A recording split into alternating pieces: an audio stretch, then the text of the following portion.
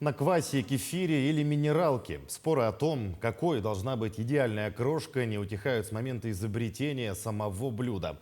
К единому знаменателю почитатели окрошки пока не пришли. Но одно известно точно: в ближайшие 3 месяца это летнее блюдо будет пользоваться популярностью.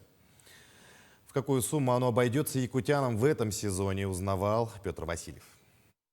Окрошка – это своего рода телепорт в лето и дачное детство. Появилась она более 1000 лет назад, а название ей дали от глагола «крошить». С наступлением тепла она вновь захватывает столы россиян, а также умы экономистов и маркетологов. Последние даже изобрели для нее специальный термин – индекс окрошки. Индекс окрошки – показатель отнюдь не шуточный. Его специалисты рассчитывают для того, чтобы понять, как сильно изменились цены на те или иные продукты в зависимости от сезона. Допустим, зимой рассчитывают индекс оливье, весной индекс кулича, ну а сейчас пришла пора для того, чтобы узнать, сколько же стоит наш любимый холодный летний суп. По данным специалистов, за год он подорожал на 13%, и основной вклад в это дело внесли именно яйца, ведь в окрошке без них уж совсем никак.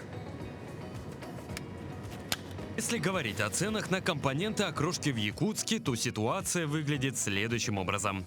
Квас от 119 рублей за литр, яйца от 99 рублей за десяток, колбаса от 200 рублей за 500 грамм, сметана от 70 рублей за упаковку, редис от 170 рублей за полкило, огурцы от 300 рублей за килограмм, картофель от 86 рублей за килограмм. Такая цена в среднем схожа с расчетами аналитиков в центральных городах нашей страны.